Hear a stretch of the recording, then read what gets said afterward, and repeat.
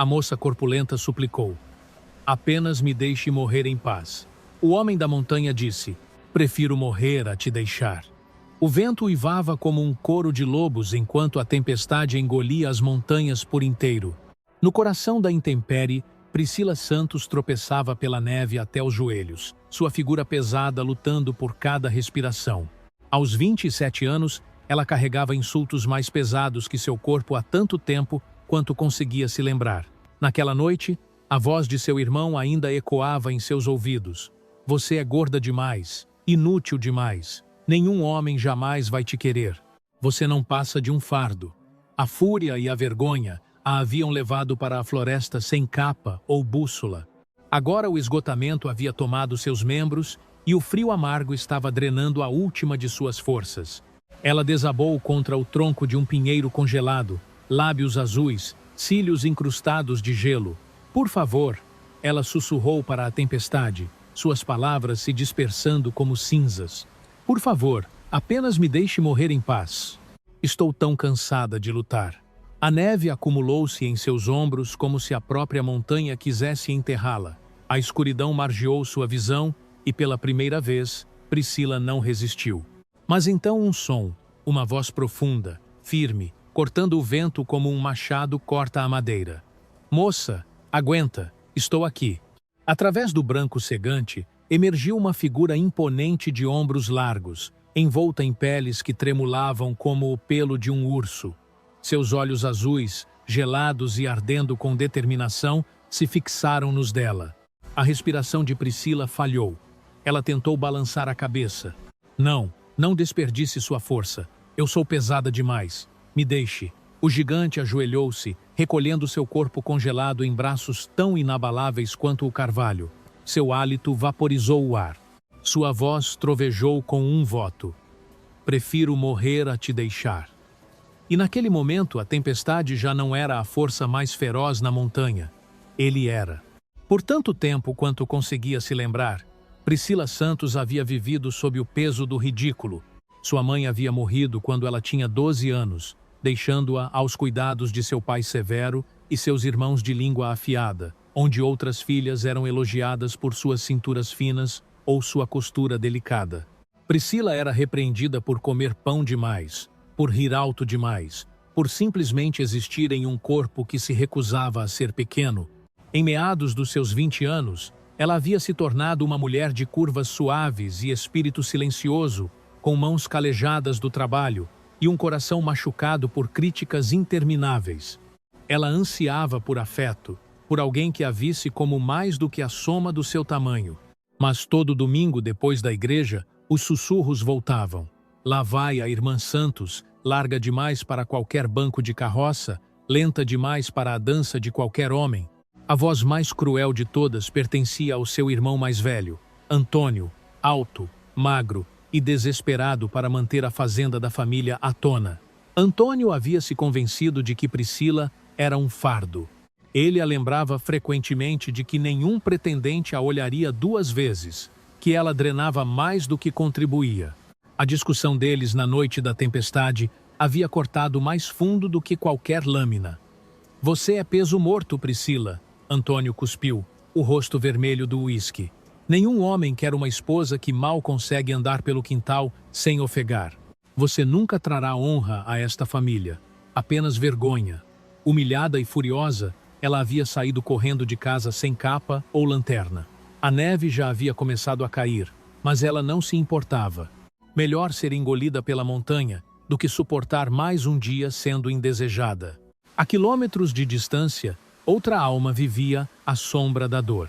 Mateus Jatobá, conhecido simplesmente como Mateus, havia sido outrora um médico respeitado em São Paulo.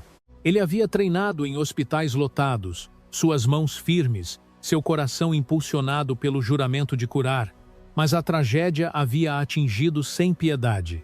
Um acidente de charrete havia roubado sua esposa e filha recém-nascida, destruindo seu mundo em um instante.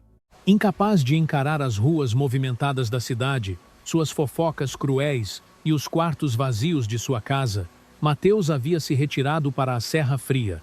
Ali, ele construiu uma cabana de pedra e madeira. sobrevivendo de caça, armadilhas e do amargo consolo da solidão. As pessoas da vila falavam dele como um recluso, um gigante que rondava os cumes, meio homem, meio mito. Raras vezes ele descia, exceto para suprimentos, e quando o fazia, seu silêncio e tamanho puro mantinham os outros à distância.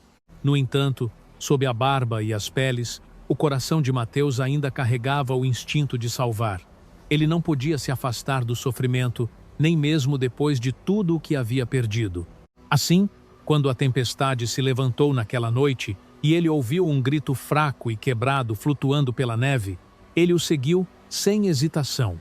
Priscila já havia desabado então, sua respiração superficial, suas bochechas pálidas como cera. Ela não viu a silhueta do homem até que ele se ajoelhou e tirou a neve de seu rosto. Ela tentou protestar, palavras arrastadas por lábios dormentes.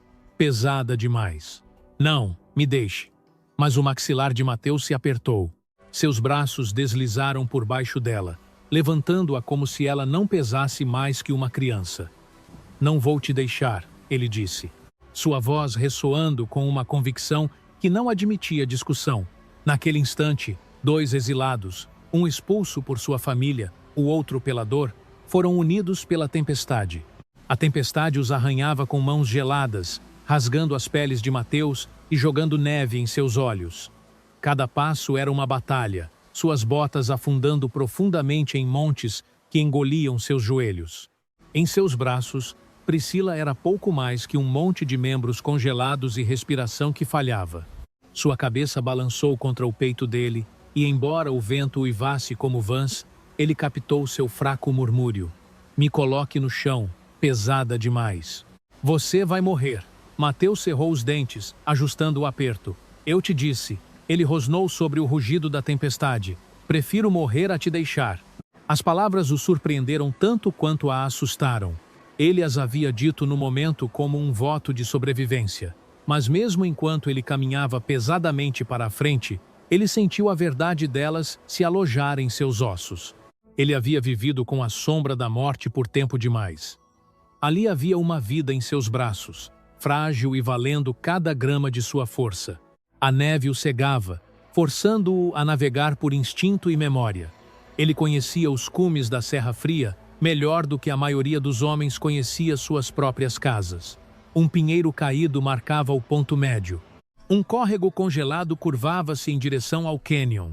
Cada ponto de referência era uma âncora contra o branco infinito. Dentro da mente de Priscila, a consciência piscava, entrando e saindo. Ela sentiu o batimento constante do coração dele sob sua bochecha, o arrastar da respiração dele enquanto ele avançava. Cada solavanco de seu passo a lembrava de seu peso, das incontáveis vezes que sua família havia suspirado ou praguejado porque ela ocupava muito espaço. Você nunca valerá a pena ser salva. A voz de Antônio ecoava em seus ouvidos e, no entanto, aqui estava, sendo carregada através de uma tempestade que poderia matá-los, a ambos. Por quê? Por que um estranho escolheria isso? Seus olhos se abriram o suficiente para vislumbrar o rosto dele. A neve havia colado seu cabelo escuro à sua testa. Pingentes de gelo agarravam-se à sua barba, e seus olhos, aqueles surpreendentes olhos azuis, ardiam com foco. Não raiva, não desgosto, mas determinação. Ela fechou os olhos novamente, sussurrando uma oração que não ousava fazer há anos. Por favor, Deus, se eu viver, me deixe entender por quê. Os músculos de Mateus gritaram. Suas costas ameaçavam ceder. Mais de uma vez ele tropeçou, seu joelho dobrando, a mulher em seus braços quase escorregando na neve. Cada vez ele rugia para si mesmo, um som gutural arrancado do fundo de seu peito, e forçava seu corpo a se levantar novamente. Finalmente, através da névoa branca, o contorno de sua cabana emergiu. Paredes de pedra, fumaça enrolando-se fracamente de uma chaminé quase enterrada na neve. O alívio o inundou tão agudamente que quase o levou aos joelhos. Quase chegamos, ele murmurou, mais para si mesmo do que para ela. Lá dentro, o ar estava amargamente frio, o fogo tendo morrido enquanto ele estava fora. Mateus a colocou gentilmente na cama de peles, perto da lareira. Então, ele se pôs a trabalhar com urgência. Tirou suas botas encharcadas, esfregou suas mãos para persuadir o sangue a retornar a elas e empilhou lenha até que as chamas rugissem de volta à vida. Quando finalmente ele drapeou mantas sobre seu corpo trêmulo, seus lábios tremeram com o som mais fraco. Por quê? Por que você está fazendo isso? Ele se ajoelhou ao lado dela, seu corpo maciço bloqueando a luz do fogo. Sua voz era baixa, mas inabalável. Porque sua vida vale a pena ser salva. E não vou deixar que esta tempestade decida o contrário. Seus olhos se fecharam, tremulando, mas desta vez não em rendição. Era o sono de alguém que, pela primeira vez em anos, sentiu o refúgio do voto de outro. Naquela noite, enquanto a ventania batia nas paredes, a montanha prendeu a respiração. Dentro da pequena cabana, o fogo crepitava, e duas vidas, uma cansada da rejeição, a outra cansada da perda, começaram a longa jornada invisível uma em direção à outra. Quando o amanhecer finalmente rompeu, a tempestade ainda rugia lá fora, mas dentro da cabana de Mateus, o fogo crepitava forte, afastando o frio. Priscila se mexeu sob camadas de pele e lã, seu corpo rígido e dolorido, mas vivo. Por um longo tempo, ela permaneceu quieta, escutando. O ritmo constante dos movimentos de um homem preenchia o pequeno cômodo. O arrastar de uma cadeira, o assobio de água sendo despejada em uma chaleira de ferro, o timbre profundo de uma voz cantarolando baixo e áspero como cascalho. Ela abriu os olhos e encontrou Mateus ajoelhado junto à lareira, atiçando as chamas, enquanto suas costas largas bloqueavam a maior parte da luz. Quando ele se virou, seus olhos suavizaram ao vê-la, acordada. "Você é teimosa", ele disse. A maioria teria se entregado à tempestade. Sua garganta estava áspera, mas ela conseguiu. "Eu pedi para ela me levar." O maxilar dele flexionou. "E eu te disse que prefiro morrer a deixá-la." Os dias que se seguiram se transformaram em um ritmo de sobrevivência e, lentamente, de conforto. Mateus cuidava dela com a gentileza rústica de um homem que um dia fora curandeiro e não havia esquecido como. Ele misturava ervas para o chá dela, enfaixava seus pés inchados e insistia para que ela comesse mais do que os escassos bocados que ela tentava no início. Priscila lutava contra a vergonha de seu tamanho toda vez que ele lhe entregava uma tigela fumegante de ensopado. "Vou comer demais", ela murmurou uma vez, recusando a segunda porção. A voz de Mateus era calma, mas inflexível. "Você vai comer o suficiente para viver." Ela obedeceu, não porque ele ordenou, mas porque pela primeira vez as palavras soaram como cuidado, não crítica. Enquanto a força retornava, ela começou a participar do trabalho da cabana. No início era simples: picar raízes para o ensopado, remendar uma camisa rasgada, varrer as agulhas de pinheiro rastreadas pelas botas de Mateus. Mas logo ela se viu cantarolando enquanto mexia a panela, ou pausando para rir quando o grande homem da montanha julgou mal o tamanho de sua própria cadeira e quebrou uma perna. "Você está rindo de mim", ele acusou, embora seus olhos brilhassem. "Só um pouco", ela admitiu. "É bom ver que o grande Jatobá pode ser derrotado por uma cadeira." Naquela noite, ele trouxe 2 troncos mais grossos que o braço dele e os partiu com um único golpe. "As cadeiras podem vencer", ele resmungou, "mas a madeira não tem chance." A risada dela preencheu a cabana, aquecendo cantos intocados nem mesmo pelo fogo. Mateus começou a ensinar-lhe habilidades da montanha. Quando a tempestade acalmou, ele a envolveu em peles e a levou para fora, mostrando-lhe como armar uma arapuca para coelhos, como dizer a direção pela forma como a neve se acumulava contra as rochas. Ela tropeçava frequentemente, mas ele nunca se impacientou. "O equilíbrio vem da confiança", ele disse, estabilizando-a enquanto ela quase cambaleava. A mão dele envolveu a dela, áspera e quente. "Não no chão, mas em você mesma." Priscila engoliu em seco. Ninguém jamais havia falado dela em tais termos, como se ela fosse capaz de mais do que o fracasso. Lá dentro, a vida se desdobrava em lições mais silenciosas. Mateus lhe mostrou como afiar uma faca até brilhar, como consertar um vazamento no telhado com um piche de pinho. Em troca, Priscila o ensinou pontos além das costuras brutas que ele usara por anos, transformando suas camisas gastas em peças que quase pareciam novas. Ela cozinhava refeições que o deixavam boquiaberto, ensopado de veado com ervas silvestres, biscoitos tão macios que derretiam na língua. Você estava escondendo um dom, ele disse, limpando seu prato com o último pedaço de pão.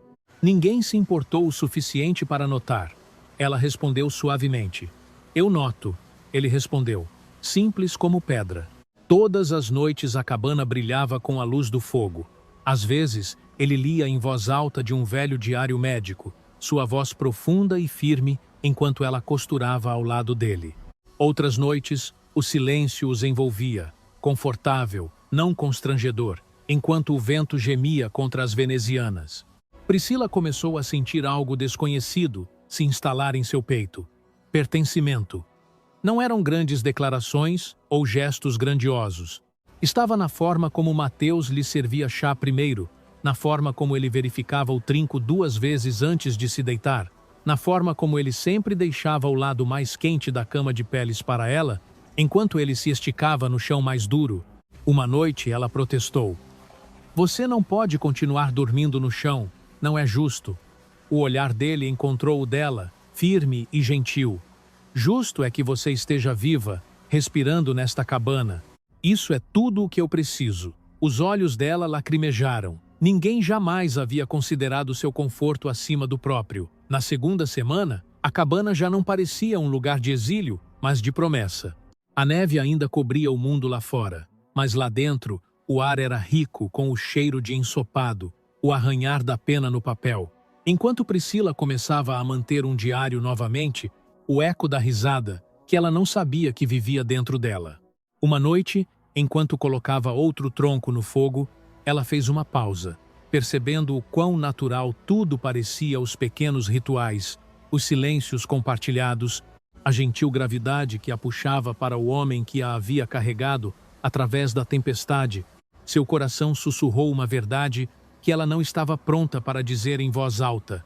Ela não estava mais esperando para morrer, estava aprendendo lentamente a viver.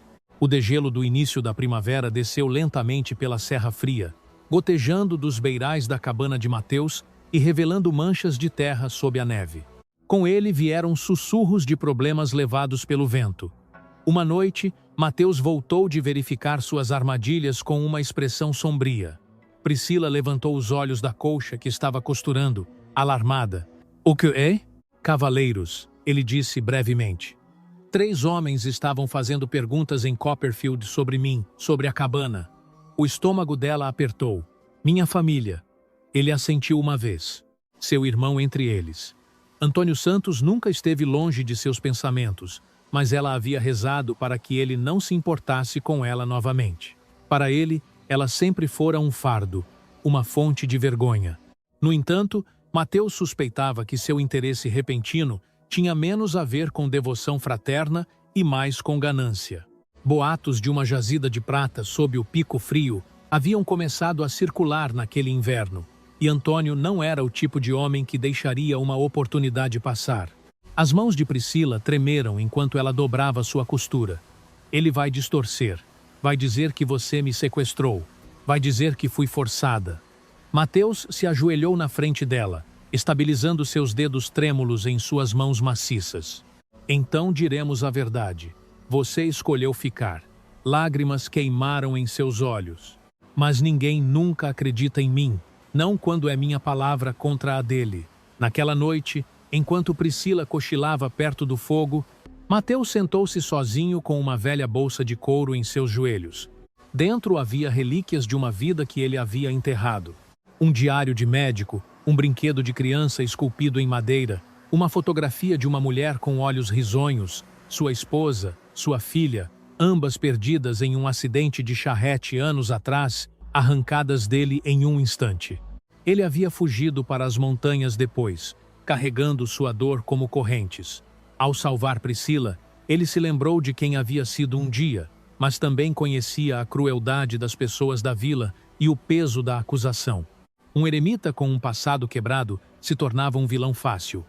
Ele fechou a bolsa e sussurrou para o fogo. Não, De novo não. Não vou perdê-la também.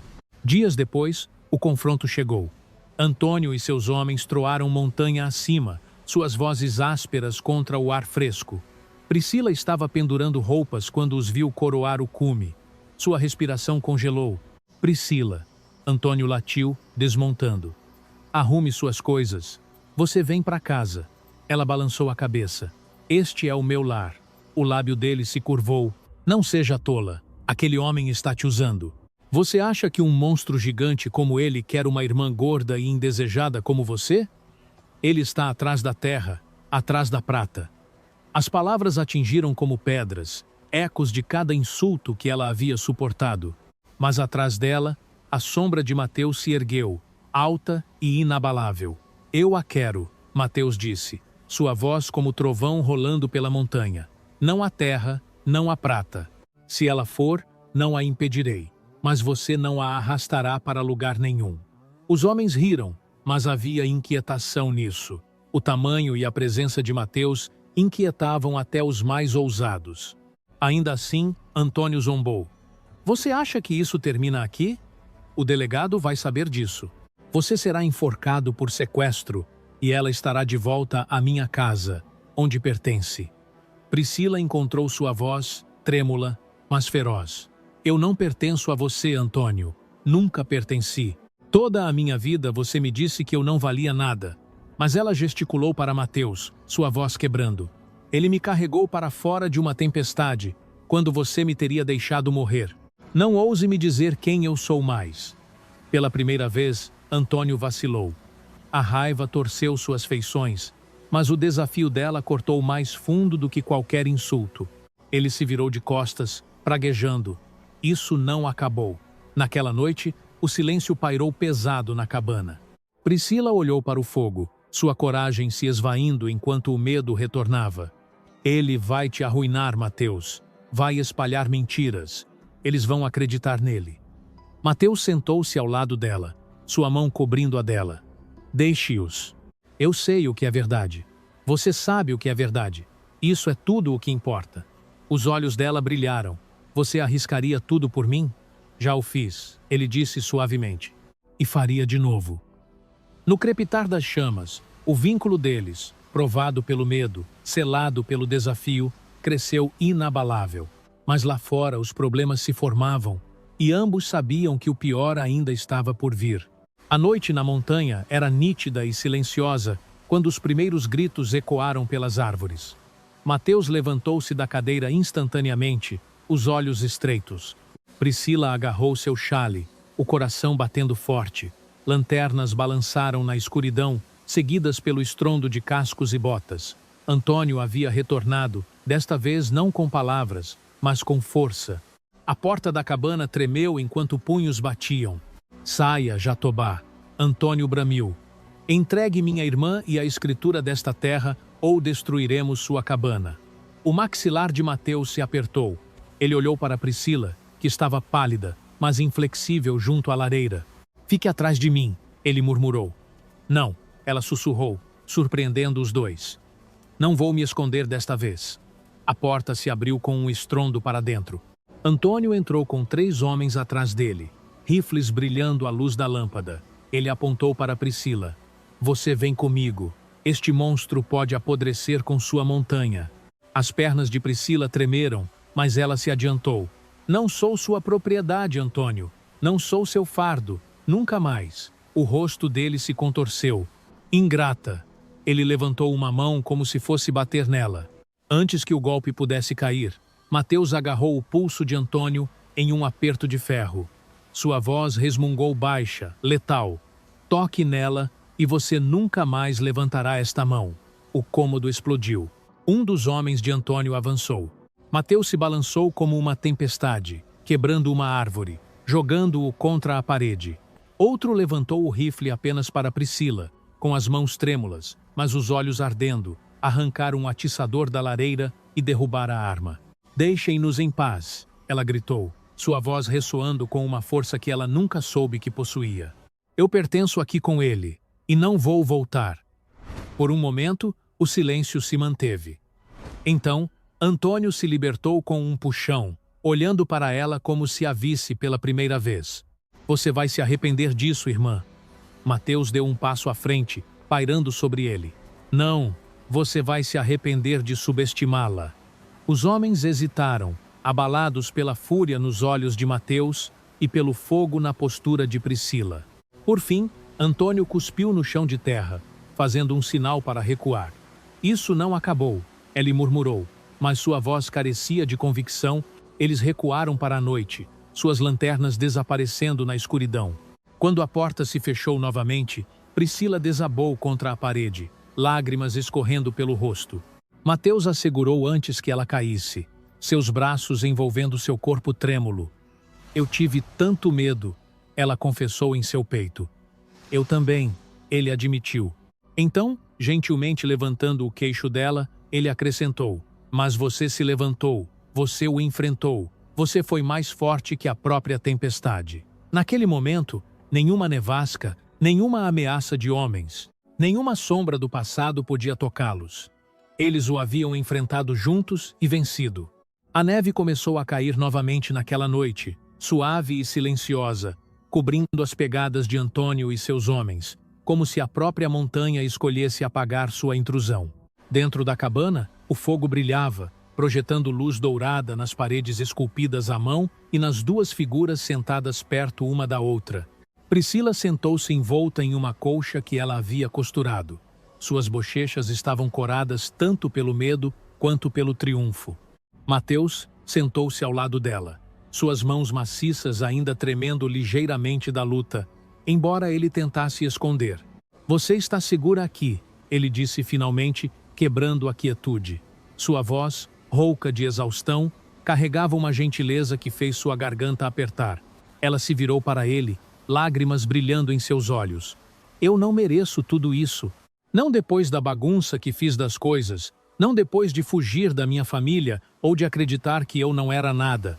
Mateus balançou a cabeça, firme, mas terno. Você merece mais do que jamais lhe deram. Esta cabana, este fogo, esta paz, nada disso significaria algo sem você nela. O crepitar das chamas preencheu o silêncio entre eles. Pela primeira vez, Priscila sentiu um calor que era mais profundo do que o calor do fogo. Era o calor de pertencer. Ela colocou a mão na dele, pequena e macia contra a força da palma dele. Então este é o lar agora, ela sussurrou, se você me aceitar. Os olhos de Mateus brilharam e por um momento o gigante da Serra Fria pareceu vulnerável, quase juvenil. Ele fechou os dedos em volta dos dela e sussurrou, sempre. A tempestade lá fora rugia, mas naquela cabana, duas almas sentavam-se juntas, seus corações unidos, e a pergunta persistia como o vento na porta. Seria o amor deles forte o suficiente para resistir ao mundo além dessas montanhas? Toda vez que compartilho uma história como esta, sou lembrado de como o amor pode florescer mesmo nas tempestades mais difíceis. Não importa se você já foi dito que não é suficiente ou se o mundo tentou te quebrar, alguém por aí verá seu valor. Diga-me de onde no mundo você está ouvindo esta noite.